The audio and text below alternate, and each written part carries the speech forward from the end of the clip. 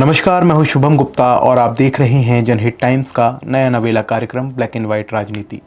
इसमें हम आपको ब्लैक एंड वाइट ज़माने के वो किस्से बताएंगे जिसे सुनकर आप पुराने भारत को समझ पाएंगे, उससे प्रेम कर पाएंगे। तो अगर आप चाहते हैं कि हिंदुस्तान की उस राजनीतिक ज़मीन की मिट्टी की सोंधी सी खुशबू आप तक पहुँचे, तो हमारे चैनल को सब्सक्राइब कीजिए। आज हम आपको किस्सा सुनाने जा रहे हैं ऐसे व्यक्तित्व का जो सपनों को खूब जीता था और उन्हें हकीकत में बदल देता था। क्योंकि जब वो 23 साल के थे तो उन्होंने कहा था कि मम्मी, मैं इस देश के लिए पहली जनता कार बनाऊंगा, और उस वक्त की सरकार ने अपनी तिजोरी खोल दी। जब 28 साल का हुआ तो बोला कि मम्मी, मैं इस देश की सभी समस्याओं का हल निकालूंगा। तो तमाम मंत्री और मुख्यमंत्री उसके सामने हाथ बांधकर खड़े हो गए। और केवल 5 साल बाद जब 33 साल का हुआ तब 8 राज्यों के मुख्यमंत्री और 250 से ज़्यादा सांसद उनके नाम की कस्में खाते थे। लेकिन एक सुबह वो अचानक इस राजपाट को छोड़कर चल बसे। ये कहानी है संजय गांधी की मौत की। तारीख 23 जून साल 1980। देश की प्रधानमंत्री इंदिरा गांधी कुछ ही महीने पहले सत्ता में वापस लौटी थीं। 1977 में उन्होंने सत्ता गंवाई थी इमरजेंसी की ज़्यादतियों के चलते। लेकिन केवल 2 से ढाई साल में देश की जनता को समझ आने लगा कि जनता पार्टी के नाम पर जो लोग इकट्ठा हुए हैं वो इस देश पर शासन करने के काबिल नहीं हैं। इंदिरा की सत्ता वापसी का श्रेय सबसे ज़्यादा उनके बेटे संजय को दिया जाता है, जिन्होंने टिकट वितरण कर कई युवाओं को मौका दिया। संजय गांधी की सत्ता पर वापसी और संगठन पर मजबूत पकड़ का ये सिलसिला चल ही रहा था और मई 1980 में इंदिरा गांधी ने ये ऐलान किया कि उनका छोटा बेटा संजय गांधी अब कांग्रेस का महासचिव भी बनेगा।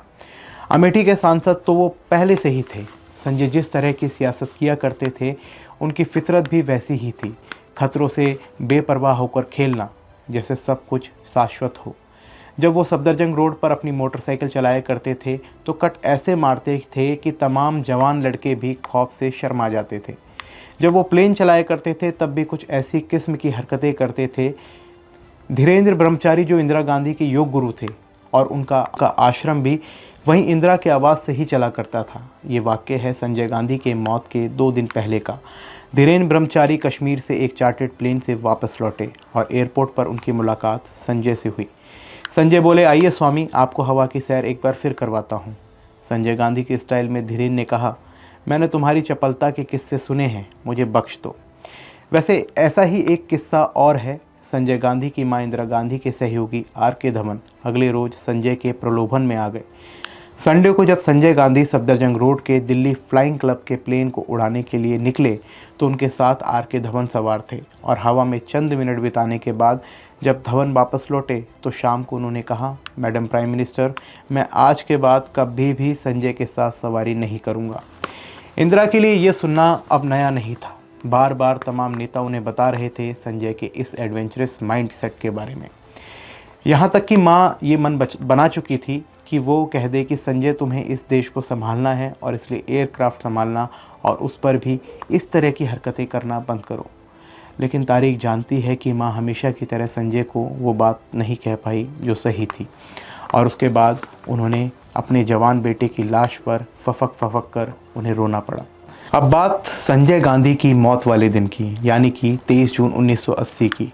प्रधानमंत्री इंदिरा गांधी के आवास से सुबह 7:15 बजे एक हरे रंग की मेटाडोर कार निकलती है। हमेशा की तरह ड्राइविंग सीट पर संजय सवार थे। संजय का उन दिनों का ये शगन था कि वो सुबह सवेरे नज़दीकी सफदरजंग एयरपोर्ट पहुंच जाया करते थे ताकि वहां पर उपलब्ध एयरक्राफ्ट पर सवार होकर हवा में कलाबाजियां खा सकें। ये संजय का शौक़ था जो दिनों दिन परवान चढ़ रहा था और 23 जून को वो ज़्यादा उत्साहित थे क्योंकि वो पहली मर्तबा एक नए एयरक्राफ्ट पीट्स S2A पर सवारी करने वाले थे। ये लाल रंग की एक चिड़िया थी जो अपनी बनावट, अपने हल्के इंजन की वजह से हवा में गोतेबाजी करने के लिए बहुत ज़्यादा नामी थी।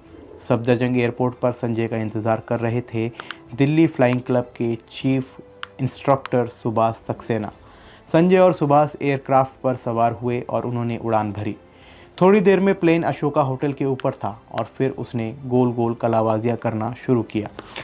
लेकिन कुछ ही मिनट बीतने के बाद जब संजय ठीक अपने बिलिंगडेंट कंसेंट के दफ्तर के ऊपर कलाबाजियाँ खा रहे थे, प्लेन पर उनका नियंत्रण ख़त्म हो गया और कुछ ही मिनटों के बाद एक अजीब सी घबराहट के साथ जैसे अचानक बीच सड़क पर स्कूटर बंद हो गया हो, प्लेन रुक गया और आवाज़ें करता हुआ नीचे गिर गया।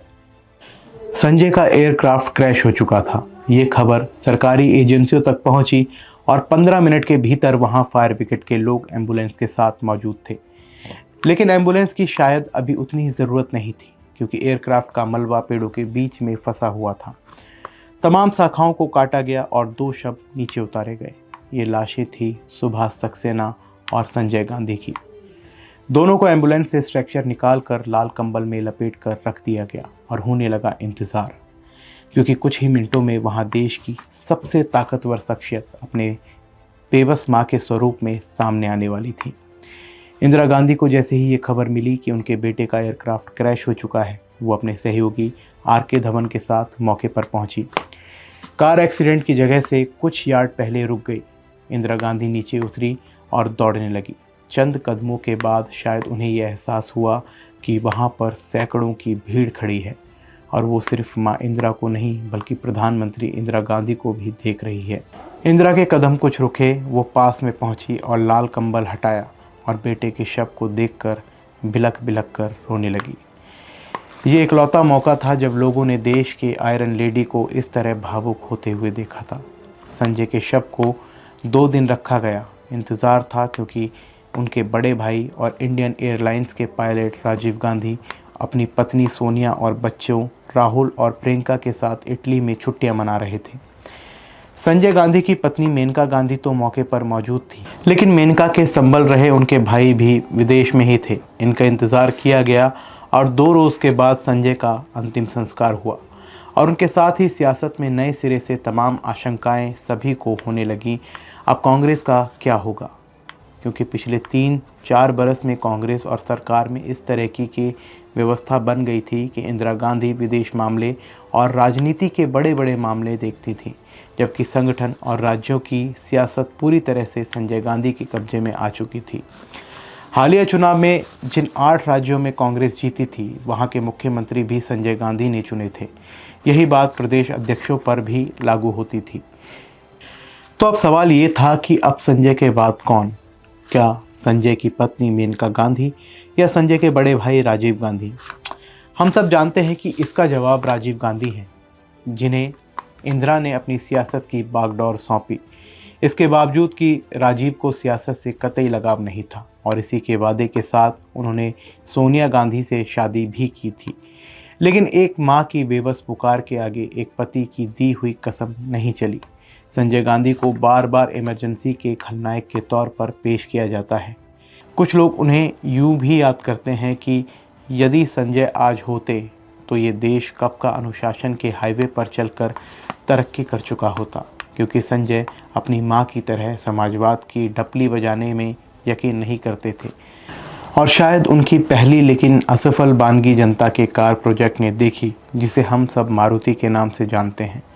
कितना अजीब सा इत्तेफाक है कि संजय जो कार बनाना चाहते थे उसका नाम मारुति था और मारुति भगवान हनुमान का नाम है, जो हवा में उड़ते थे और संजय की मौत हवा में उड़ने के कारण हुई।